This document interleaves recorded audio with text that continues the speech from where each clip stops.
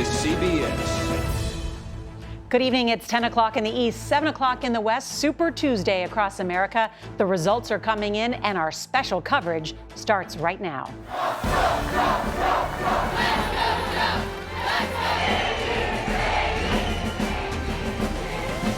We are coming like a freight train in November. I refuse to quit. I'm not going anywhere. Well, if you want to save America, then you must go and vote. Democracy is on the ballot. Freedom is on the ballot. Do you want more of the same? Or do you want something new? 2024 is our final battle. So my question to you is simple. Are you ready? This is a CBS News special. America Decides. Campaign 24, Super Tuesday. Now reporting from the nation's capital, Norah O'Donnell. Good evening and welcome to the biggest primary night of the 2024 election. As the stage is nearly set for the general, it will likely be a rematch between Joe Biden and Donald Trump. And that would be the first time in more than 100 years that a sitting president and a former president face off. Tonight is a critical night that will help craft America's future, potentially for generations to come. Millions of Americans in 16 states are having their voices heard. We're talking about a total of 865 Republican delegates that are at stake. That's more than 70% of what is needed to clinch the nomination. President Joe Biden is rolling through the victories tonight, and Donald Trump has already won 10 contests. But is this the rematch that Americans want? Nikki Haley says she's still fighting, but doesn't have any events tonight. This past weekend, she did win her first victory here in D.C., the first woman to ever win a Republican presidential primary. Meanwhile, Trump hopes to continue his march toward a third straight Republican presidential nomination. And we want to show you the live pictures of the ballroom at Mar-a-Lago, that is Trump's Florida residence and his country club, as an excited crowd is waiting for the former president to speak. We're going to have a live report from there in just a moment. Also, the polls are now closed in all but 3 of the contests, and we have the results for you. CBS News can project Donald Trump will win the second biggest delegate prize of the night. That's Texas. As you can see, a dominant win there. Trump also picks up a big win in Colorado. That comes just a day after the Supreme Court ruled he cannot be eliminated from the ballot in that state. CBS News also projects the former president will win North Carolina. That's the only one of 7 general election battleground states voting tonight, but we'll be talking about North Carolina. Look at this share of the vote that Nikki Haley got. Also, polls, look at this, Vermont, much tighter at this hour. The polls actually closed 3 hours ago, but CBS News characterizes it as a toss-up between Donald Trump and Nikki Haley, more than half of the votes in. This could be Haley's only win of the night in this tiny state.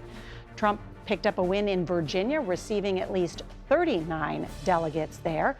CBS News can also project that Trump will win in the state of Tennessee. Let's take a look at the Democratic side. President Biden picked up a win in North Carolina, as well as in Minnesota. He did stave off of the uncommitted option, but it did get 15.5% of the vote.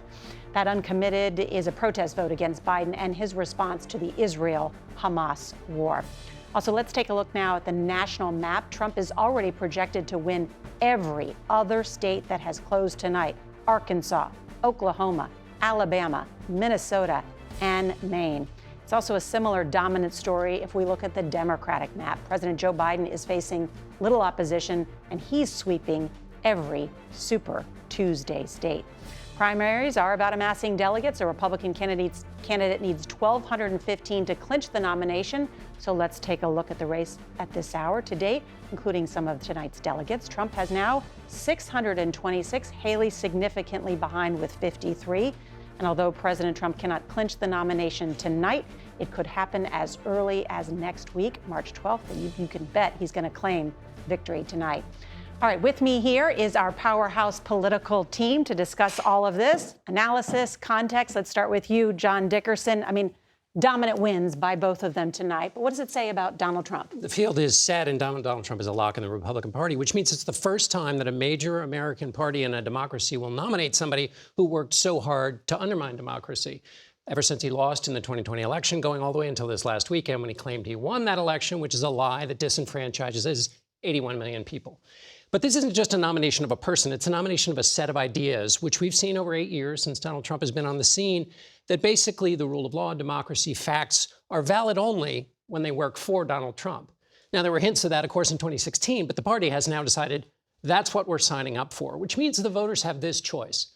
Not just which candidate can handle the surprises of the job, the issues, but which of them believes in facts, that laws should be followed, and that democracy, free and fair elections are important. Those are three things that a president has to believe in to get anything done. But what we saw tonight in the exit polls, what people are voting on, are issues like immigration and the economy. And Margaret Brennan, on those top issues, people do not think that Joe Biden is doing a good job. No, they don't. And we've seen within his Democratic base a lack of consolidation that you would believe at this early stage he might have a better hold on if you compare it to Donald Trump, certainly with his very committed set of supporters that John was talking about there.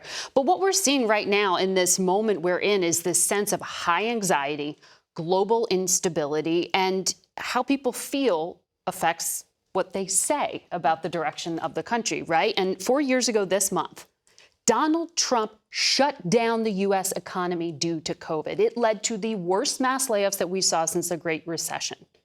And yet, our CBS polling shows that people believe that the economy was doing better then. They feel more positive in hindsight about that period. It's almost as if they've forgotten. And in comparison to where they are now, they think that they might have been better off under Donald Trump. I mean, you look at that and you say, memory is a funny thing.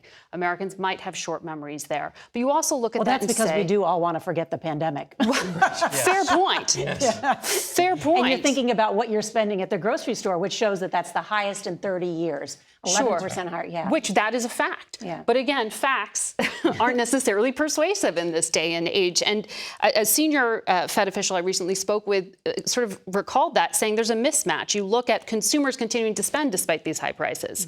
Mm-hmm. What they're doing and saying are not the same thing. But pointing to the anxiety caused by global instability, by the wars in Europe, but war in the Middle East, and the domestic crisis and the inability of lawmakers to solve the big problems facing us at this moment in time. These two candidates have 8 months to fix it. Robert Costa, we call this America Decides because we do get to hear from voters, and we do get a sense of what they are thinking. And we have two nominees that most people actually don't want them to be the nominees. They say that. They actually think both of them are too old. And they also both have a number of weaknesses. Donald Trump has many weaknesses, and yet he has a stranglehold on the Republican Party. Norah, that is so true, and we're doing all we can to listen to voters. And the stories we're hearing tonight tell us a lot about what's happening in this country, especially within the Republican Party. To build upon what John said and what Margaret said, there is a lot of concern inside the Republican Party about Trump's conduct in and around January 6th. And there's concern about many voters about how Trump handles issues like Ukraine and about what it would mean to have a second Trump presidency, another Trump term when it comes to domestic policy and foreign policy. And CBS News exit polling shows that among Nikki Haley supporters, there's a fervent belief that Trump should not be the nominee, and that if he were to be the nominee, as this is all showing us tonight, they might not support him. In fact, in North Carolina, CBS News exit polling shows that about 80% of Nikki Haley supporters couldn't support the nominee. That is a warning sign for the Trump campaign. He's winning many delegates tonight, but there's an alarm bell going on among traditional Republicans. So as we're waiting to hear from Donald Trump, who will speak shortly from Mar-a-Lago, does he need to unify the Republican Party, or are those people who voted for Nikki Haley not going to come home in November? I've talked to sources at Mar-a-Lago tonight alongside former President Trump, and you can expect him tonight to pivot hard, not to make appeals to Nikki Haley or traditional Republicans, but hope that he can win them over by talking about the border, talking about the economy, hoping that the issues will bring Republicans together. The focus on President Biden will bring them together. But there are a lot of battle scars left over from January 6th and the Trump presidency. And those who are not in the Trump campaign say Trump has a lot of work to do, especially among suburban voters who say, look, we like Trump on policy, but do we really want to have that Trump presidency again? Yeah. Ed O'Keefe, I'm going to get to you in just a minute because I know you have some new reporting about President Biden, but Caitlin Huey-Burns is there at Mar-a-Lago in Palm Beach, and I know she has been talking to Trump's advisors. Tell us the mood there. What are you learning? Good evening, Norah. It's good to be with you. Well, as you can see behind me, this is a packed ballroom, an enthusiastic crowd. Donald Trump's family just arrived, and we are expecting the former president to make remarks here soon. What's interesting about tonight is that you talk to campaign officials, and they say tonight is going exactly as planned. They were looking for a Super Tuesday sweep, not only to show a solidification of the Republican Party, but also to force out his last remaining rival, Nikki Haley. I asked a senior campaign official if they were anticipating that Haley could win anywhere, and he told me, who?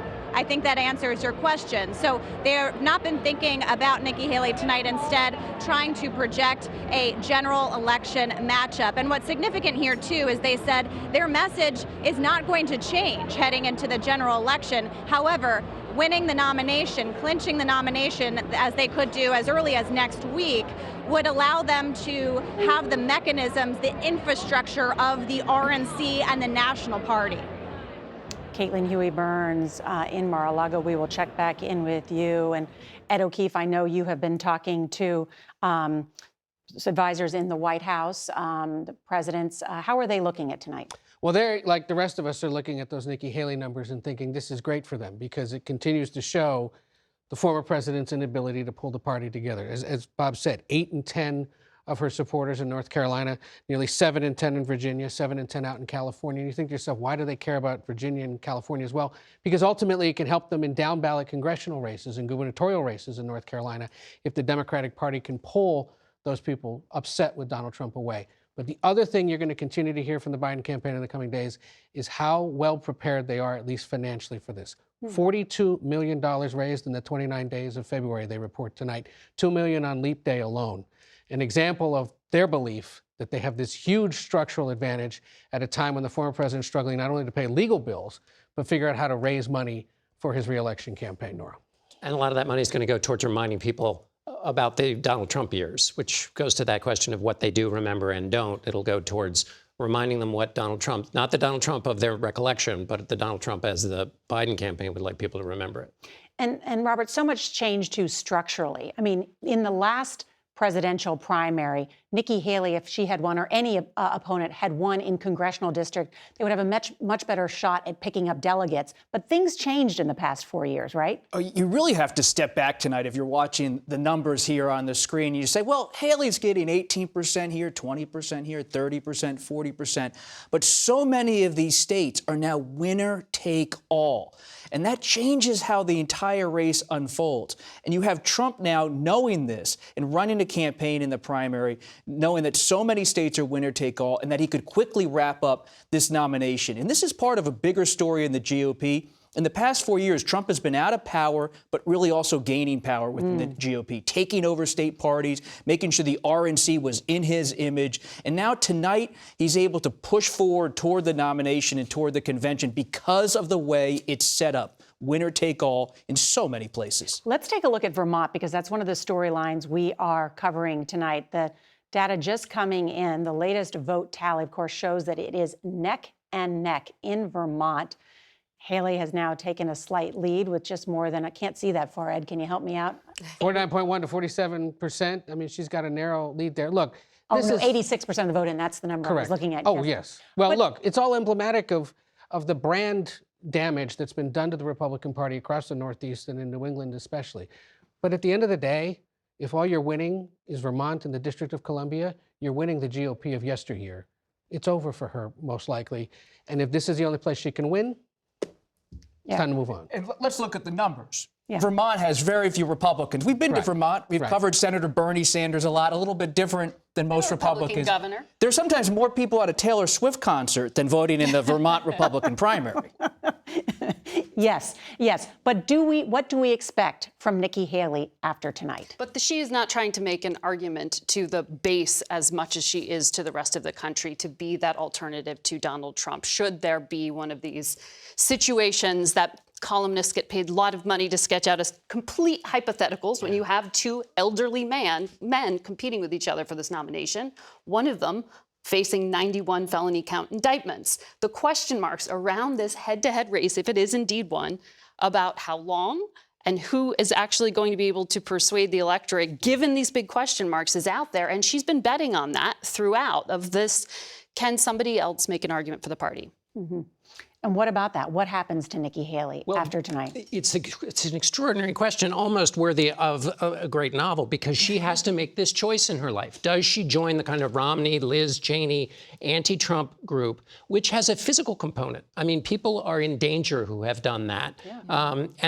But does she do that and stick with all the things she's been saying? Or does she come back into the fold, which in a way underlines one of the key messages Trump has changed the Republican Party to believe in 8 years, which is basically everything's transactional. Stuff you say, you can reverse it tomorrow, it'll all be fine, even when it's about supposedly the most vital and important parts of character, morality, and politics. So which of those two paths will she choose? To be an independent operator or come back into the fold and try to be, if Donald Trump lets her, a part of this new extraordinary thing? Does Donald Trump need Nikki Haley's voters in order to beat Joe Biden?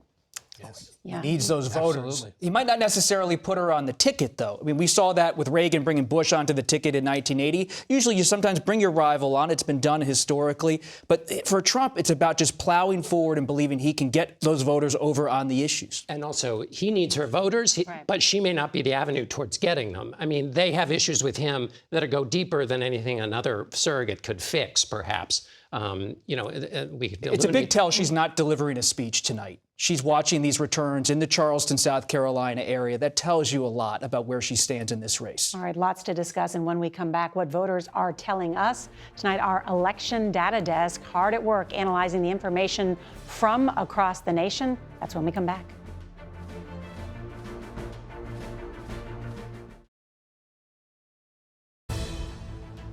And take a look at this live look of former President Trump speaking at his Florida residence and country club, Mar-a-Lago. We're going to bring you highlights as soon as we have them from Donald Trump. He's now picked up another win in the state of Massachusetts. That is Trump's 11th win tonight, dominating in the field over Nikki Haley. We also talked to voters after they cast their ballots. We also found that many of them feel angry about how things are going in this country. So let's bring in our CBS News Elections and Surveys Executive Director, Anthony Salvanto. Anthony, good to see you. I know you have been pouring through all of the numbers, and Trump has remade the Republican Party in his image. What do the numbers show tonight? Indeed, good to see you, Nora. Let me start with this because it's just so important to his voter base.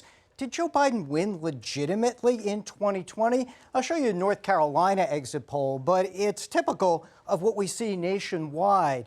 Republicans saying no, 3/4 of Republicans saying no, they don't think Joe Biden won legitimately. And what's important about this is that they have heard Donald Trump's unproven, false claims about the 2020 election, and that leads into this. When we ask people, in this case, North Carolina, is Donald Trump fit to be president, even if convicted of a crime? The Republican primary voters there are saying, yes, he is. And the reason they feel that way is that they think that these charges against him are politically motivated, and they think that he had a legitimate claim to try to stay in office. And so that underpins why they say yes, even if he's convicted, Nora. And Anthony, let me ask you about independents. We know they are a larger part of the electorate. More than 40% of the voters identify themselves as independents.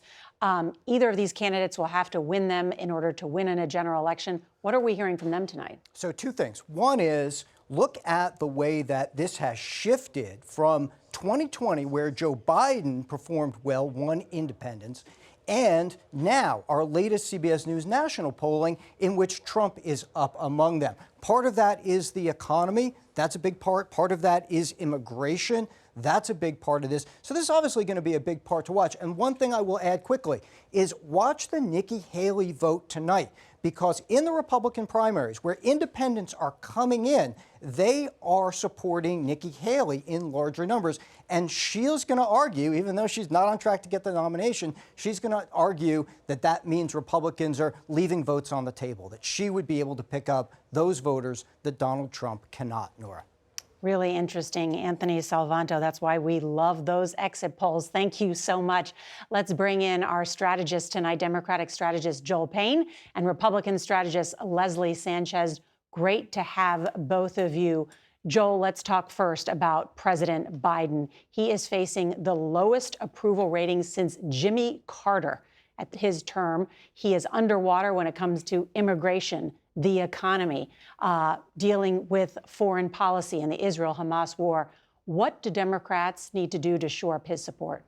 Yeah, Nora, one thing I've learned not to do is fight with polls or pollsters. They are what they are. They don't look great for the president.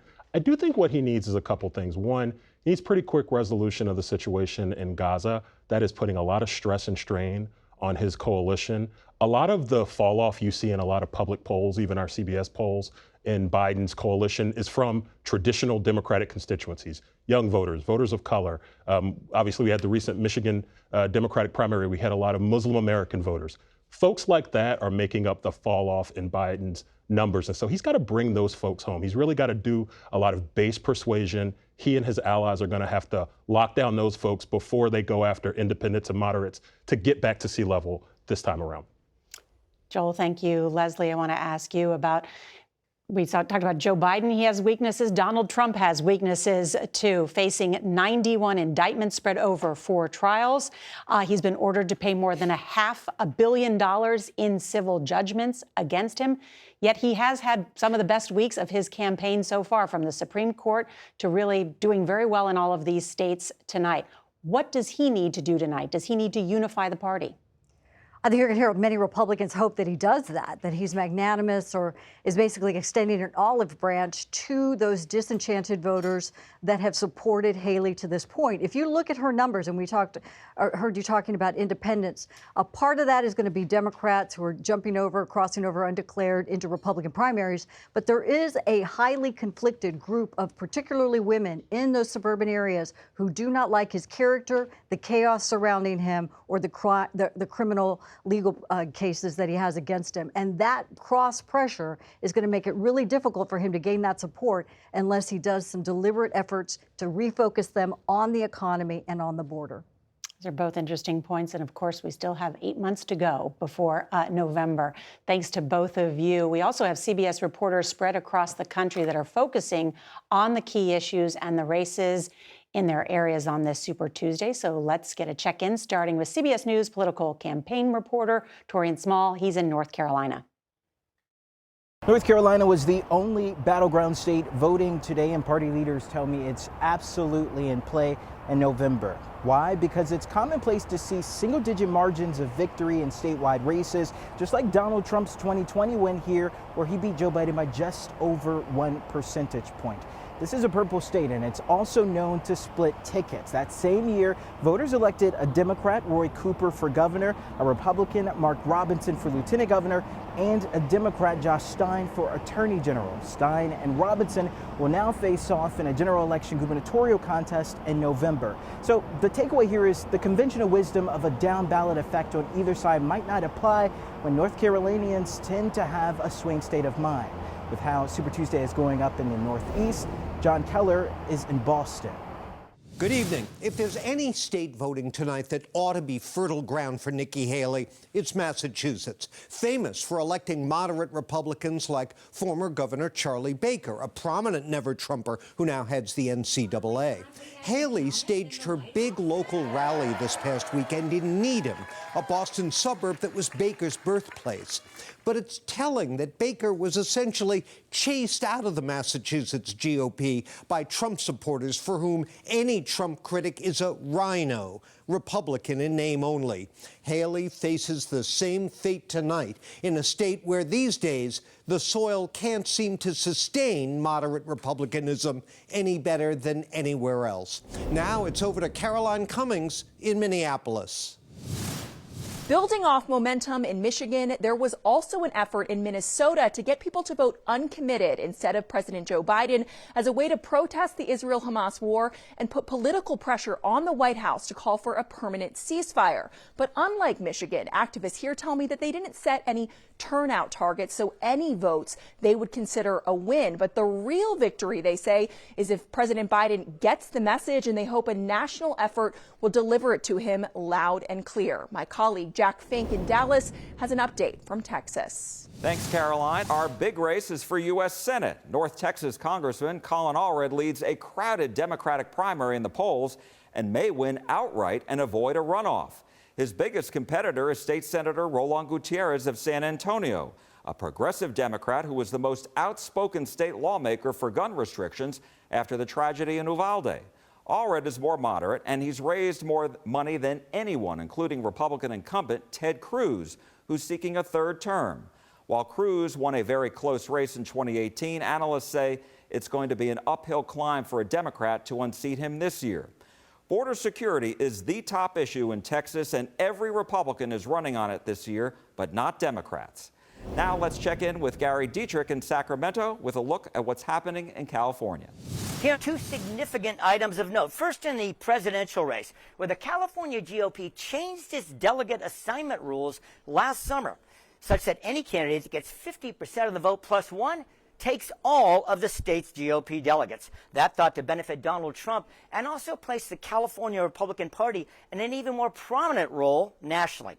And secondly, our U.S. Senate race, where to the surprise of many, a poll last Friday showed that Republican Steve Garvey had taken the lead in the race. How does that happen, you ask, in a deep blue state? Well, it's because his chief Democratic rival, Congressman Adam Schiff, has spent heavily promoting Garvey's candidacy to the Republican base. Why? Well, because Schiff believes it'll be much easier to defeat a Republican come November. Norah? Thank you very much. Let's take one more look at the map tonight, because Trump has won 11 states at this hour and is expected to do well. That's tight in Vermont, but other than that, he is expected to almost have a clean sweep tonight. And John Dickerson, that's virtually unprecedented. He's dominated not only this race, which has basically been his since the beginning, but think about what he's done to the Republican Party since 2015. He has remade an entire party, made not only changed positions on things like trade, support for Russia, personal character as either a help or a hindrance to a nomination. He's changed all of these individual ideas within the Republican Party, but he's now made support for him on a number of loyalty tests the sign of whether you're a good Republican or not. That dominance over a party is something that's extraordinary and that we've never seen before. And he's about to become dominant over the Republican National Committee. Ronna McDaniel will be stepping down at the end of the week. He will install his own candidate, including his daughter-in-law. They have said they will not use those RNC funds for legal bills, but that could always change. And just because Donald Trump says something doesn't mean that that's always true. He follows through on that. So what does that say then about Donald Trump's remaking of the Republican Party? Well, I think, it says it's thorough, but going back to Bob's earlier point about all of these changes in these individual states, making them winner take all, that in part was the result of spade work done by the Trump forces, which showed that he knew how to do that delicate inside game work, which in 2016 he didn't do. He just blundered in and won everything. But in this case, he's got some tactical success, and that's got to be something that the Biden people worry about. And yet they've done a poor job of raising money this far. They've had trouble. Trump has had trouble raising money, correct? And behind the scenes, Trump is meeting with major donors, some of the richest people in the world, including Elon Musk in recent days. CBS News has confirmed he had a private meeting with Musk. He's talking to donors. And here's the thing about the Trump campaign right now. He controls the party, as John said, but he does not control his time. In just weeks, he is going to have to sit in a New York courtroom as that criminal hush money payments to a porn star. That trial begins March 25th. All right. Which has only helped him in fundraising All to right. date. Yeah, coming up, we're going to talk about the issues that matter most to voters and could decide this election. You're watching Super Tuesday right here on CBS.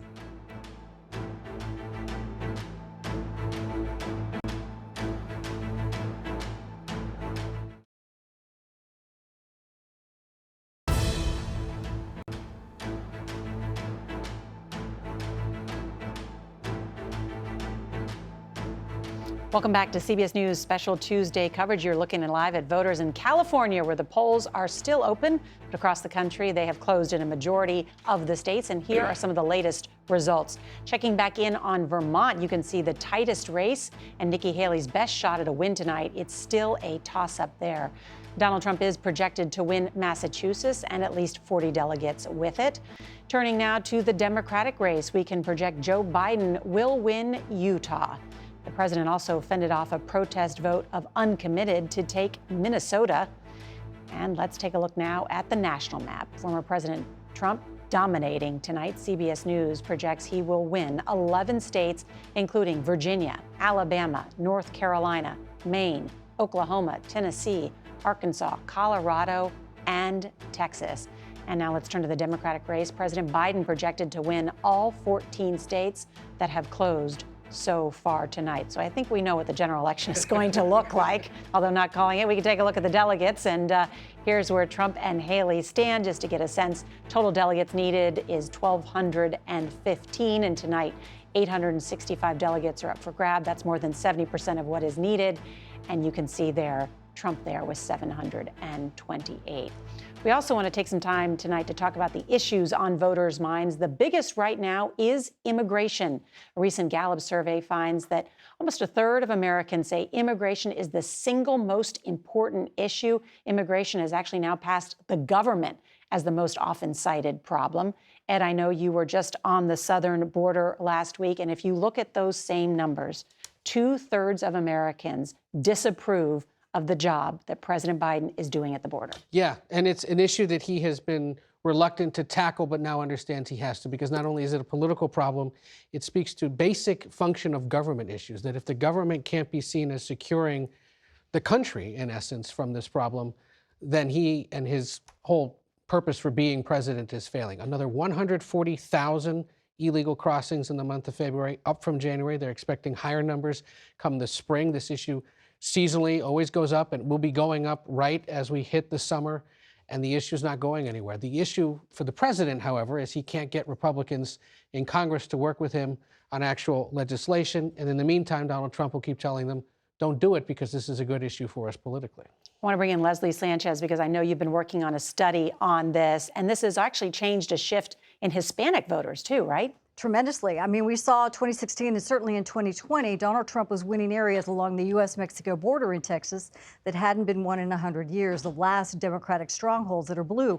But even looking at tonight, areas like Texas 23, a traditionally swing district for the last 3 decades, is now going to go into a runoff because you have Tony Gonzalez having somebody who's running to the right of him more in the Trump camp. Latinos are consistently voting on pocketbook issues, but border security, and Trump ignited that movement. And we expect that to continue along the Sun Belt, with more states facing this crisis on the border, looking for Trump as an alternative. Leslie, thank you. Let's also talk about the economy. A CBS News poll found that registered voters remember the economy as better under Donald Trump than the current president. They also believe that Joe Biden's policies are more likely to make prices go up than Trump's policies. So let's bring in senior business and technology correspondent Joe Lane-Kent. And Joe, the stock market soaring, low unemployment, inflation cooling, and yet for many people, it's the costs that have gone up at the grocery store.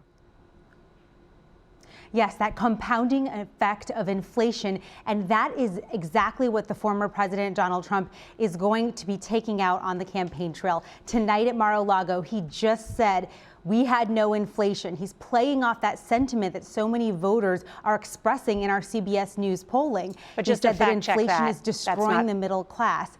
But there was massive inflation. But we want to fact check the inflation. Yeah. Go ahead. Well, fact checking that inflation claim by the president, average inflation under former President Trump was 1.9%.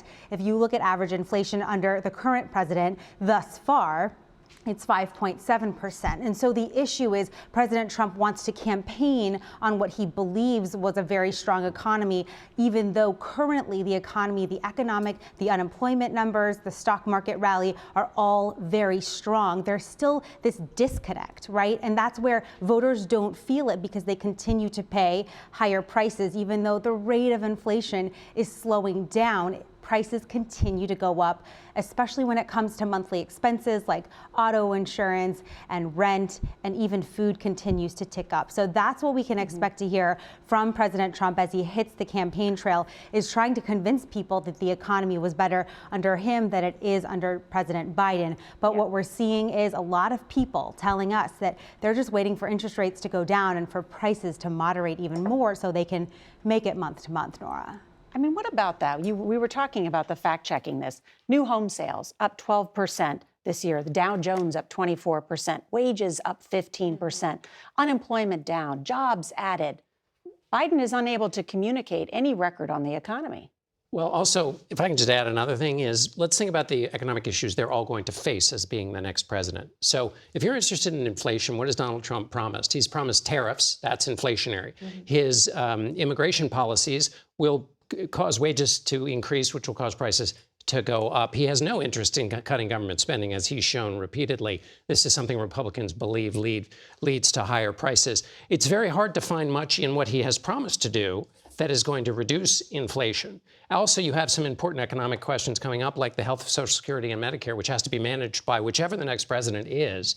Also, investments and challenges to the economy. Who's going to be the steward of those things? Those are what the next presidents are going to actually have to deal with, rather than recollections. I know the importance in politics of this, but those are the things they're going to be dealing with instead of what people may recollect about what may have happened. Isn't that why this is so important, this general election matchup that is coming? Is the debate is joined, the clash of real ideas on what really are their records. When I just was with President Biden in Michigan, I pulled him aside for a conversation, and he said, come on, man, I'm trying to take on corporate America. I'm trying to win over the unions. He doesn't feel like he's breaking through because he's frustrated that the press, in his view, his own Democratic allies are not doing enough to forward his record. That's why we saw him today focus on this issue of junk fees at the White House, believing that if they can get credit card fees down, if he can keep pushing the airlines to change their rules, they can turn around to the voters by November and say, look at all the little things I've done to help save you money. I want to talk about one of the issues because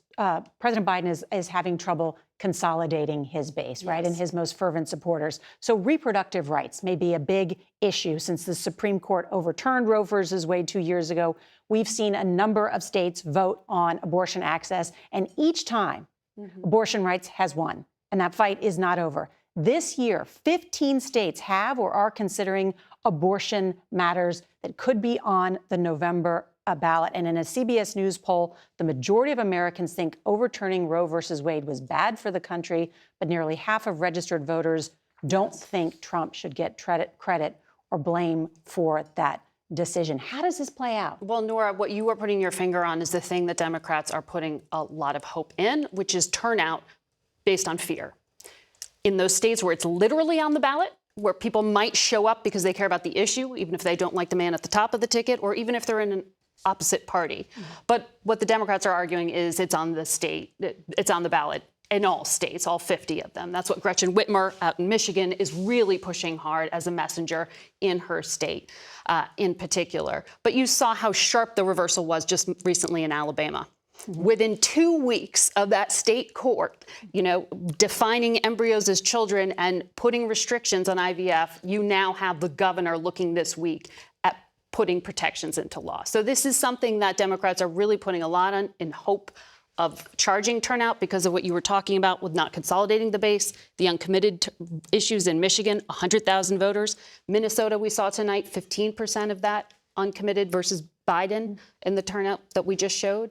It's a real issue for them with the base, and they're sort of all in on reproductive rights. Look at those states that are holding referenda. Pennsylvania, Arizona, Nevada, Wisconsin, and possibly Florida. That's what still gives Democrats hope. Yes. If you have that issue on the ballot in those 4 or 5 battleground states, the expectation is they will overperform. That's the turnout issue. Right. Lots more to talk about. We're going to dive into the trials against former President Trump as he tries to campaign for a return for the White House. But will he be stuck in a courtroom? You're watching Super Tuesday on CBS News.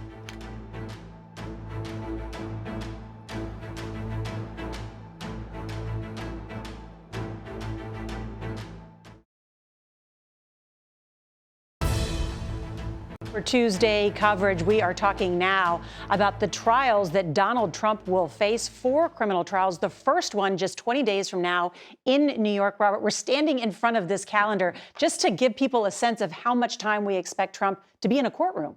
Nora, remember when we were in school and you'd have to have all these overlapping calendars? For former President Trump, this is a political and legal reality. If you look at this calendar, starting on March 25th, he's going to be required by law to sit in a lower Manhattan courtroom for this criminal hush money payments trial. Remember, Michael Cohen, his longtime fixer, made payments to Stormy Daniels, a porn star. Well, he has to sit there for 6 weeks as he wants to be moving towards a general election campaign. All of that time, Trump will be in a New York courtroom. And then that yellow part right there, That's the Supreme Court, right? What happens then? The Supreme Court is going to hear arguments about presidential immunity. Now, we haven't had this kind of high-stakes presidential immunity question since Watergate more than 50 years ago. And this is going to decide in April or May whether Trump will face a federal trial over January 6th and on his handling of classified records. John Dickerson wants to get on immunity in just a second, but I just want to point out the rest of the calendar here, because May becomes important in green there. That's a potential, the DOJ classified documents trial. Then we turn to June. Of course, this is when the Supreme Court ends. You could hear immunity hearing, the Republican National Convention. And then, of course, there's still the Georgia election trial. There's a lot. There's so much going on. And he still has to pay the bond for the New York civil fraud trial that's already ended. Hundreds of millions of dollars on the line. He's facing the potential end of all of his businesses, maybe even to having to sell some of his properties. Think about Trump Tower, 40 Wall Street, to put up that money. He has to face a financial crisis as he faces a legal crisis and this political challenge of a general election. John Dickerson, we were talking about that. April 22nd, the Supreme Court is going to listen to arguments in the immunity case. I don't know about the law about it. What I do know about it is that when I was thinking about the control that Donald Trump has exercised over the Republican Party reveres the founders. If you go back and read the debates in that hot summer of 1787 in Philadelphia, the idea that a president would have total immunity was totally against everything they were thinking about in the job. And so for a current president to say, I should have total immunity, is completely at odds with the job he's trying to have. It's like if somebody running to perform weddings was in favor of, wedding night adultery. It is totally antithetical to the job that he is asking. And so it's so strange the Republican Party is backing him. But of course, they are, because he has total control. But those who watch the Supreme Court believe that the Supreme Court will say that Trump is not immune. But then that sets up, will there be a trial before the election? So that's where we'll be looking. That's the big question. Will Trump face this scrutiny before the election on January 6th in classified trials? That could be the issue of the election. Let's turn now to Caitlin Huey-Burns, because she is there in Mar-a-Lago. Just heard former President Trump speak. What did he say? Hey, Norah, and as you can see, the ballroom's clearing out behind me. Donald Trump spoke for about 15 minutes, but if you were looking for this speech to be kind of a big speech to mark the turning point of a campaign and a general election, that is not what we heard. We heard kind of a list of greatest hits that he has echoed during his campaign rallies during the primary, focused on Biden. Interestingly, Norah, what was notable is there was no mention of Nikki Haley, no mention of reaching out to his rival, trying to unify the party. Instead, he said unity will come with success. And so that is something to look for as we head into this general election matchup, whether there are any overtures to some of those voters that we saw spell some trouble for Donald Trump, perhaps in the general election. All right, Caitlin Huey-Burns, thank you. Ahead, we'll take a look at the battleground states that will play a pivotal role in this year's general election.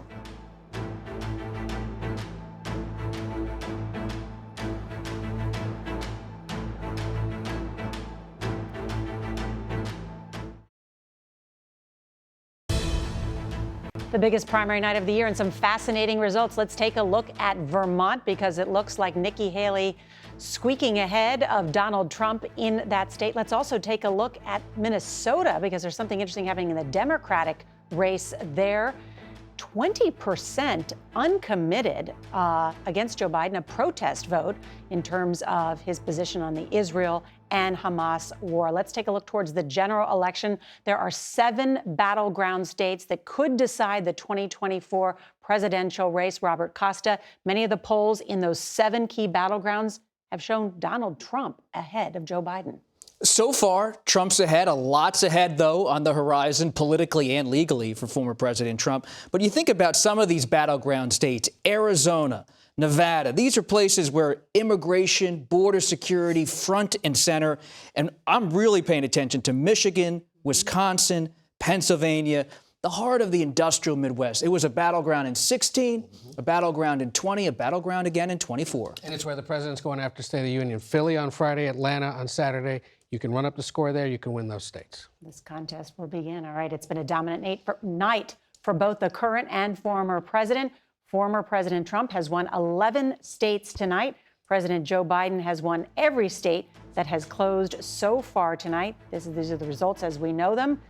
And as you can see, neither Donald Trump nor Nikki Haley can clinch the nomination tonight. The soonest Donald Trump can is a week from tonight. Thanks to all our correspondents and contributors. Our coverage will continue on CBS News Streaming and your late local news. And don't forget, we'll see you Thursday for our State of the Union coverage. I'm Norah O'Donnell in Washington. Good night.